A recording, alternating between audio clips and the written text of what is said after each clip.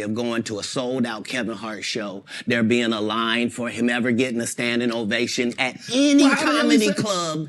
He already had his deals when he got here. Have we heard of a comedian that came to L.A. and in his first year in L.A. he had his own sitcom on network television and had his own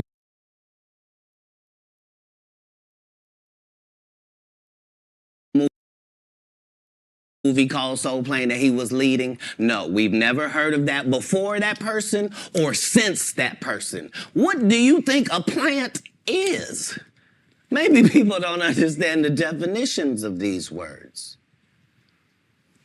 He just did his documentary with Chris Rock where he shows you that his whole upbringing in comedy was on the East Coast. Yeah, it was. So how simultaneously was he here in Los Angeles doing the same thing? It didn't happen. It didn't happen. And I hate to seem like a petty individual for picking apart lies, but Jussie Smollett gonna keep lying until you say we don't believe you. Like, it's important in the checks and balances of the universe that liars not get to make complete narratives for themselves. Are you not afraid about being blackballed again? These are some power people. What do you mean again? These people are not powerful. Satan can't create anything. That includes blessings for his people. That's why, you know what the #1 job of somebody that sold their soul in Hollywood is? What? Is to act like it didn't happen. They all do the same job. Why do you think Gary Owen can't cross over and he already white and been in comedy for 25 years? If what I say ain't the case. It's a cabal. It's a consortium. They rock with who they rock with and they don't with who they don't. But I'm not scared of being the competition any more than you were when you lined up across from a superior team. Yeah, on paper, they're a better team. Right. They have all the assets and resources and we don't. But let us get on the line, boy, and see if that factors in. I guarantee you it won't. Wow. Because Shannon Sharp got to be a different person than that other person. Absolutely. And he always was. That doesn't change when I change teams. That remains the same. That's how a legacy is built. So all of these shortcut takers, they canceled me for talking about Harvey Weinstein before the thing came out, but he offered to suck my penis in front of all my people at my agency. What am I supposed to do? He did all of that. I'm thinking I'm the only black person on the script. I get there, there's 3 other black guys on there. Woo. Huh. So you wonder what they did to get there. I told him no. What y'all do? And this is why when I walk in a room, heads go down. Behind my back, I'm nothing. I'm just a regular old comedian that's bitter and jealous. But in my face, no. The king has walked in and they have to respect it only because I've not taken the shortcuts. I've not been funded. They pay you to not talk about things they don't want you to talk about. They tell you that themselves. I can't do that because Steve told you that he stopped doing stand-up because he had 7 TV shows. The only problem is when he stopped stand-up, he didn't have those 7 TV shows. He stopped stand-up because he got in a comedy battle called the Championship of Stand-Up Comedy with one Katt Williams in Detroit in front of 10,000 people and lost because Katt Williams said he was actually bald and that was a wig. And I went in, and that's why he couldn't do stand-up anymore. Imagine him coming to tell you another story where he got so big and it was Bernie and them's fault because they wanted to be movie stars. What? You called Ocean 11 to get that nigga's part. What do you mean you didn't want to be a movie star? So on the behalf of Bernie, I would have to say what I have to say. Have you ever been on tour with any of these guys? Every guy I mentioned to you is not funny out there in real life.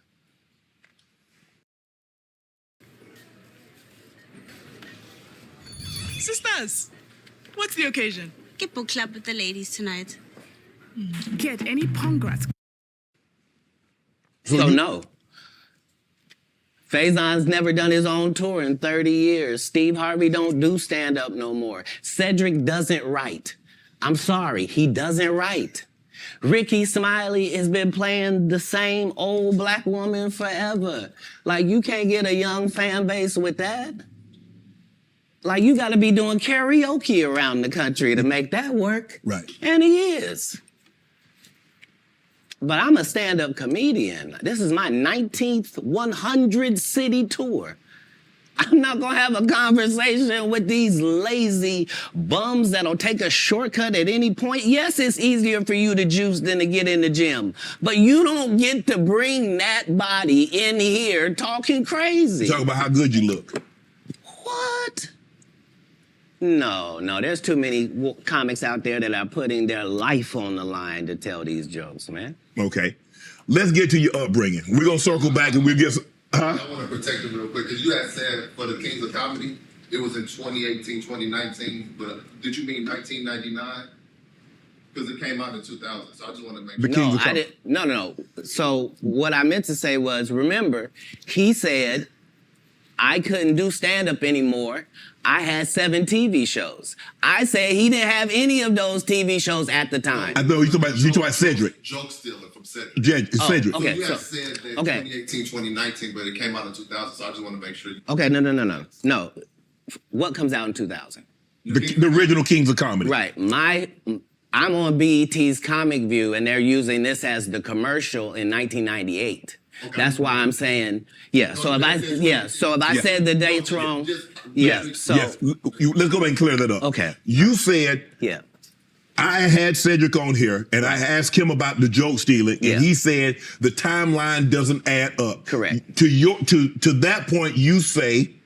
Right. So he thought that I was just a no-name comedian and that he could take this joke and nobody would know. Right. The issue was that I had already done this particular joke on BET's Comic View twice. Right. It had done so well on BET's Comic View that they had made it part of the commercial. So part of the commercial of make sure you tune in to BET was you seeing me doing this joke. Right. And this joke is one of those jokes in comedy where you set it up and it takes a little longer to set it up, takes about 3 minutes, but then you're just hitting them with jokes after that because you don't have to set it up. Right. Mark Curry had already helped me work on this joke because I thought it was good because I was getting a standing ovation on it. He had me go back in the lab and help me craft it to be an even more powerful joke. So this is not just a random joke. This is my very best joke, and it's my last joke, and it's my closing joke. Okay. 1998, I'm doing this joke. It's on Comic View. Cedric comes to the Comedy Store. He watches me in the audience. He comes backstage. He tells me what a great job I did and how much he loves the joke. 2 years later, he's doing that as his last joke on the Kings of Comedy. And he's doing it verbatim. He's just changed my car into a spaceship.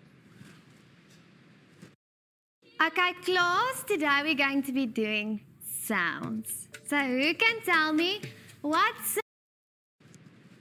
Him and Steve had already apologized for me, so I gave him a pass for a decade.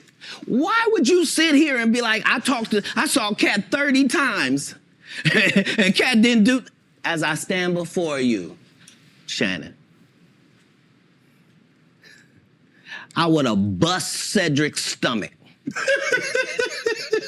There was nothing that would have kept me from one of these in that patch right there. Like, are you kidding me? Why would you downplay me like that? Why did I give you a pass if you were just gonna lie? And so that's what I'm saying. Like, they're all a group. Cedric, Steve, Ricky, they've been a group. Everybody knows that. They've been aligned.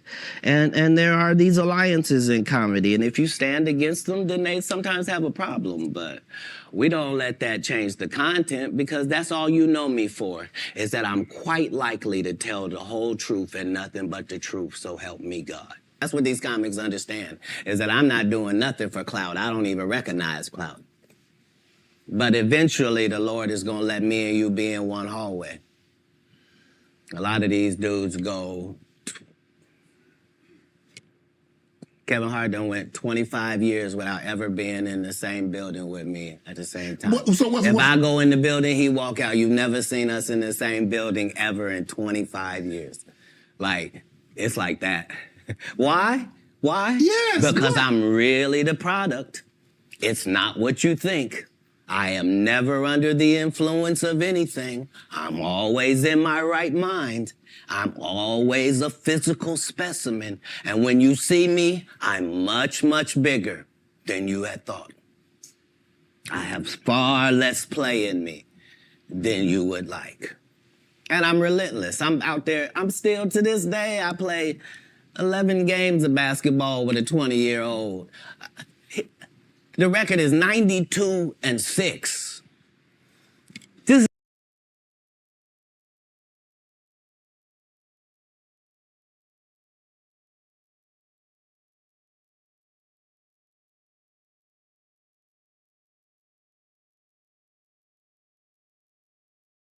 This is just in the yard, just to the rack, just cause.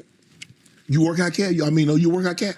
Not to the gym. You don't work out in the gym? You do push-ups, sit-ups? My whole life it was just push-ups and sit-ups only. I would do like 100 push-ups a day. Just. I thought you were gonna say 1,000. No, because this is literally every day. Right. This is not for the gram. You know what I mean? Like literally 100 a day. And I would do push-ups, and then I tore both my rotator cuffs. And so it was only thanks to golf that I was even able to get my You a golfer now? back. I've been a golfer for quite some time. My short game is impeccable. I can't get you but 2 and some change off of the tee. Off the tee, but I'm still coming in for par guaranteed. You playing for the tips? No. I've found that you don't get anything for that. It seems very egomaniacal. They go, hey, Katt, for free, you can go further back.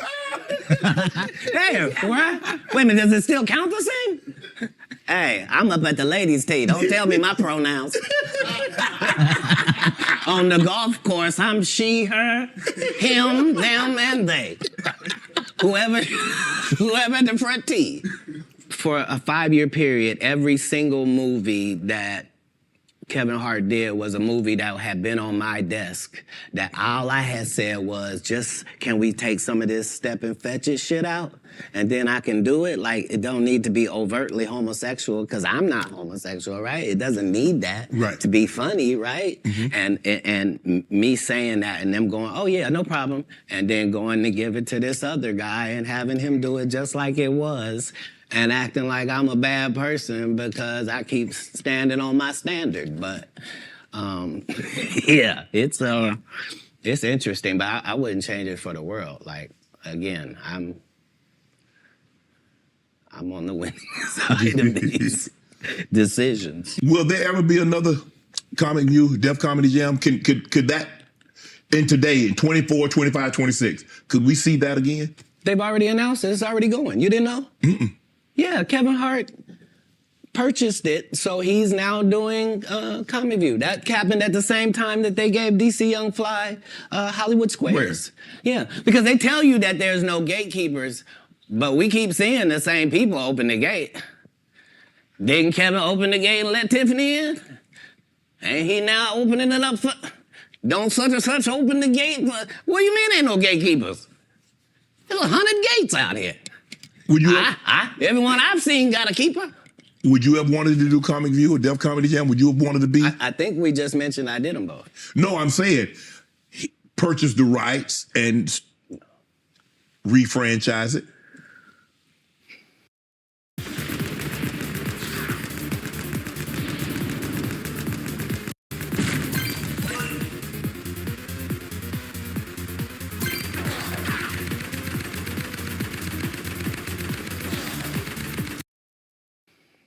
Nope. They didn't offer it to me anyway. Like, Comic View did a couple disservices to comedy as well. So there were people like me that were out there getting 2 and 3 standing ovations in one set.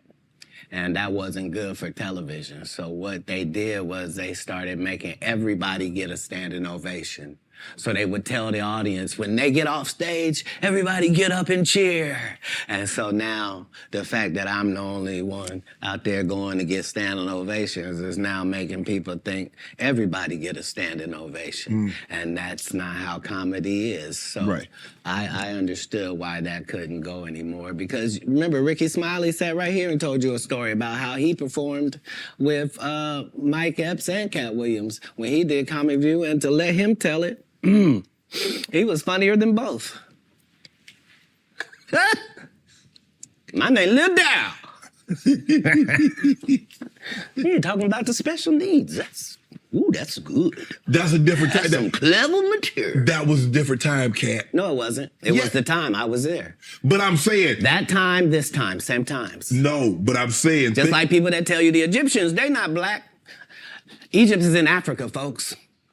As long as Egypt is in Africa, then Egyptians are African. Do you believe you could tell the same jokes today as when you started out? I mean, Eddie Murphy not telling those jokes. Richard Pryor wouldn't be able to tell those jokes in 2024 that they told in the 70s and the 80s. So they wouldn't have told them. But that's my point. They're not inferior people. No. If they were in this time, they would be going according to our time. Just like then, we were going according to that. Like, that's how it is in the world. There are words that we can use for a while. And when we use them for a while until somebody says, that ain't a good word, we should stop saying that. Correct. That don't make people feel good. And we stop saying the word. And we move on to another word. You can't say the R word. You can certainly say special needs. Yeah. You can certainly say spectrum. Be slow. There are things that you can say to get your point that don't have to hurt people. Right. But you would know that if what you did was construct the English language for a living, then you would understand that part. Kevin told you he wasn't going to wear no dress until they offered him the dress, and then he put it on. And what did he say after he wore it? I made my own decision. Duh. But you didn't make it before they brought it up, did you? It's okay. It's all right.